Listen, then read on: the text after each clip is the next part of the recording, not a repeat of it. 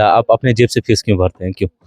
देखिए मैं तो ये नहीं बोलूँगा कि मैं सभी बच्चों की भरता हूँ। नहीं, जो बच्चे जिन बच्चों का फ्री एजुकेशन यहाँ पर एसटी यहाँ वगैरह। देखिए मैं आपसे जो हो सकता है अपने इलाके में ये कंट्रीब्यूट करूँ कि फ़ीस की वजह से कोई बच्चा अपनी एजुकेशन को ना छोड़े। मुबारकबाद पेश करता हूँ डॉक्टर साहब को भी और इंडियन आर्मी को भी, जिसकी वजह से हमारे एसटी वालों को तो फ्री भी फीस भी तो फ्री है और स्कूल भी बहुत अच्छा चल रहा है। मेरे तो दोनों बच्चे इधर ही पढ़ रहे हैं। एसटी वाले तो हर जगह से फीस की वजह से पीछे रह गए, ना कोई तरक्की करते हैं ना कोई, तो हर जगह से समझो एसटी तो हर जगह से पीछे ही रह गई है। तो इसलिए इनकी बहुत बहुत मेहरबानी है कि इधर फीस नहीं देनी पड़ती है, कुछ नहीं है। तो हमें गरीबी है तो कहाँ हम फीस देंगे, कहाँ एकेडमियों में पढ़ाएंगे। तो इसलिए मैं बहुत खुश हूँ कि चलो हमें फ़ीस नहीं देनी पड़ती है, तो मेरे बच्चे इधर पढ़ रहे हैं और पढ़ाई भी बहुत अच्छी है। हम बहुत शुक्रगुजार है और डॉक्टर साहब के। हमारा भाई जो 2-3 साल पहले एक उसकी डेथ हो गई थी, उसके बच्चे भी यहाँ पे हैं जो फ्री कास्ट में पढ़ रहे हैं।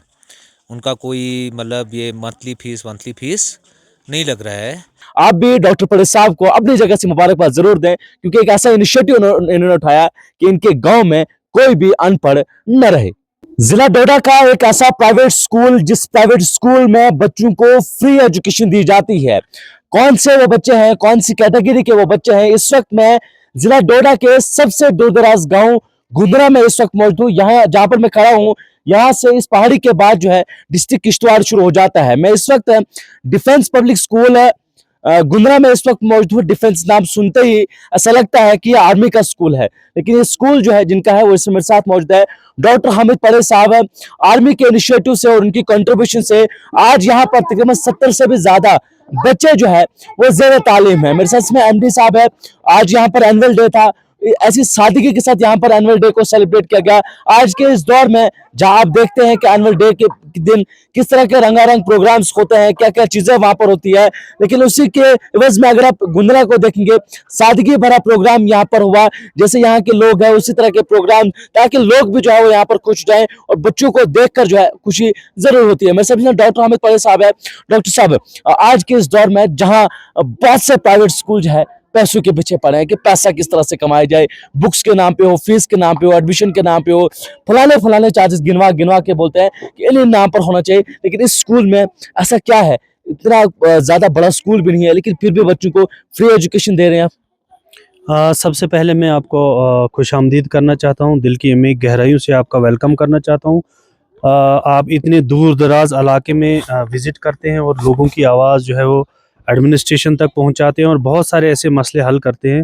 और आज जो आपका यहाँ पे विज़िट है इस स्कूल में, यहाँ जो एनुअल डे था, देखिए परवेज़ साहब ये इनिशिएटिव 2024 में हमारी इंडियन आर्मी 10RR ने लिया था और उनकी वसालत से, उनकी कंट्रीब्यूशन से हमारे इस वक्त 70 से ज़्यादा बच्चे यहाँ पे ज़ेर तालीम है। और जिसमें हमें मार्टियर्स के बच्चे, ऑर्फनेज के बच्चे, SC ST के बच्चे बिल्कुल फ्री ऑफ कास्ट उनको हम लोग एजुकेशन प्रोवाइड करते हैं। और जितनी भी आप 10RR की कंट्रीब्यूशन है वो हम मतलब बयान नहीं कर सकते हैं कि उन्होंने जो इनिशिएटिव लिया है। और साथ में मैंने यही कोशिश की है कि जैसा कि आप देखते हैं कि हमारा जो इलाका है इकोनॉमिकली उतना स्ट्रांग नहीं होता है और बहुत सारे ऐसे बच्चे होते हैं कि जो अपनी फ़ीस नहीं दे पाते हैं। तो हम कोशिश करते हैं कि डोनेशन की लेके या किसी और तरीके से उनकी फ़ीस को हम भरते हैं। लेकिन हाल ही में जो जितने भी आप यहाँ पे बच्चे हैं उनसे आप मिल भी सकते हैं कि उनको हम फ्री ऑफ कास्ट एजुकेशन देते हैं, जो मार्टियर्स के बच्चे हैं, जो ऑर्फनेज के बच्चे हैं, जो SC ST के बच्चे हैं। तो हमारी कोशिश यही है कि कोई भी बच्चा जो है वो तालीम के बगैर न रहे। जैसा कि हमारा तालीम में, हमारे इस्लाम में बहुत ज़्यादा इम्पोर्टेंट रोल है। तो we are trying to provide our best services to our nation, to our area.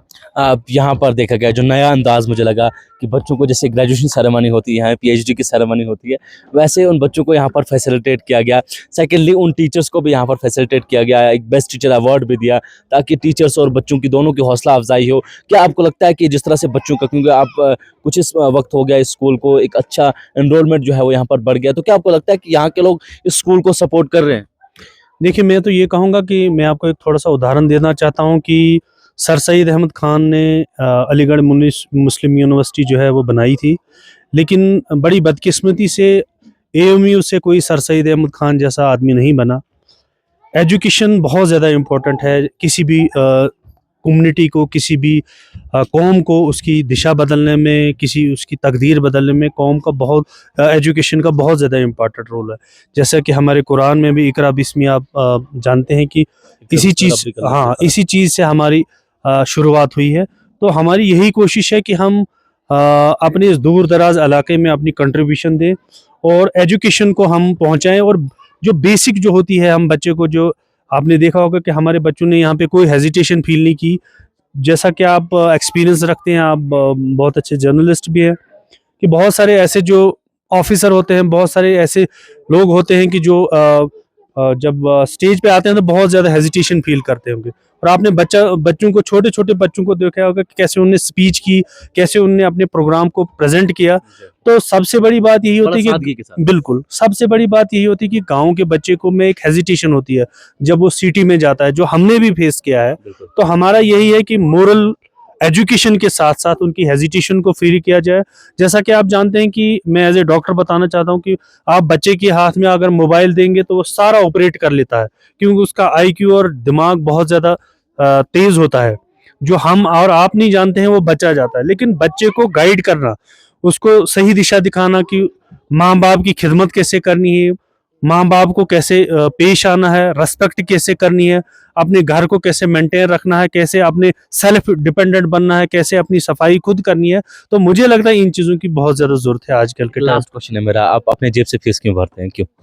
देखिए, मैं तो ये नहीं बोलूँगा कि मैं सभी बच्चों की भरता हूँ। नहीं, जो बच्चे, जिन बच्चों का फ्री एजुकेशन यहाँ पर एसटी यहाँ वगैरह। देखिए, मैं आपको बताऊँ कि हमारा जो, मैंने बहुत सारे बच्चे जो मेरे साथ पढ़ते थे, जो बहुत ज़्यादा पढ़ने में बहुत ज़्यादा तेज़ थे, लेकिन चूंकि मेरे पास साधारण था, मेरे फादर के पास पैसा था और उनके पास नहीं था, मैं उनसे पढ़ने में कमज़ोर था हालांकि, लेकिन वो फीस की वजह से कहीं न कहीं पे अपनी एजुकेशन को छोड़ दिया, वो लद्दाख चले गए।